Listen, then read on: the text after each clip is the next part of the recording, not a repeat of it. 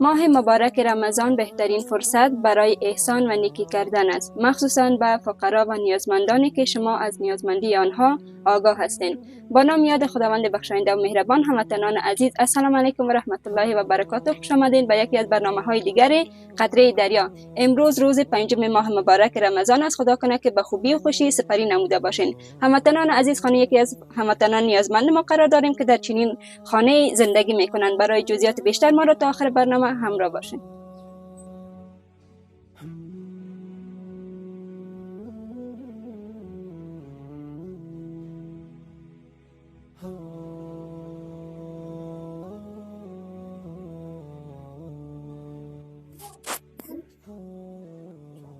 هموطنان عزیز، خانه هموطن نیازمند ما قرار داریم. دختر 12 ساله‌ای که نانآور خانواده می باشه.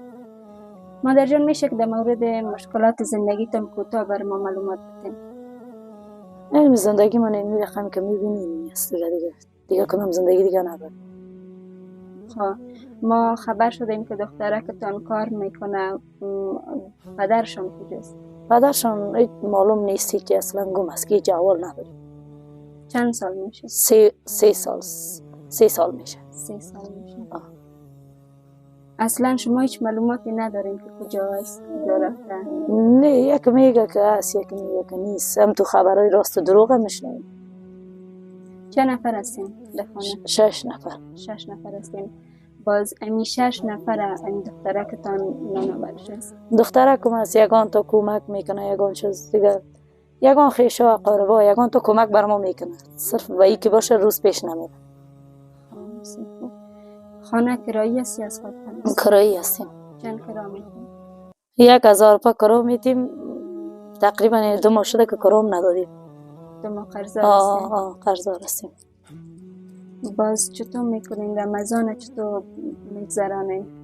رمضان خوب است. یگان دفعه یگان چیز که بود نبود، یگان چیز که پخته کنه، یگان همسایه، یگان کس روان میکنه بر ما. خب دخترتان وقتی که بیرون به کار میره مورد هزار اذیت قرار نمیگیره یا ای که خودش بگوید که مادر جان من خسته شدیم دیگه نمیتونم کار کنم؟ کدام روز شده ای تو یک دفعه پیدا گفته باشه؟ گفته مادر گفته برام چند تایی گفته که کلان هستی دخترکم دیگه بیرون ها نبیای، کارا رو نکو. گفته ما مجبور هستیم، ما نانآور نداریم میکنیم کاره. خسته شده نشده؟ کیست که خسته نشده؟ بچه داری؟ بچه که از 3 تا بچه دارم. بچه که کلان چند سال است؟ بچه کلانم 8 است. مادر جان، یک خانم سیما از کشور سوئیس برتان یک مقدار مواد خوراکی کمک کرده. انشالله که تانسته باشیم یک گوشه ای از مشکلاتتان حل کرده باشیم. خیر ببینه، تشکر. خداوند کمش نکنه، شما هم زنده باشین و هم زنده باشه. خداوند اجرش برشان بده. زنده باشین. ما هم تشکری میکنیم از محترم سیما که برای چنین فامیل کمک کردن و همچنان هموطنان عزیز، شما که میخواین به چنین فامیل های نیازمند کمک کنین قطره دریا را فراموش نکنین. ما پل ارتباطی میان شما و نیازمندان هستیم. شماره های تماس ما بر روی صفحه اسکرین ظاهر میشه. تماس گرفته و به فامیل های نیازمند کمک کنین. تا برنامه بعدی، الله یار و نگهدار.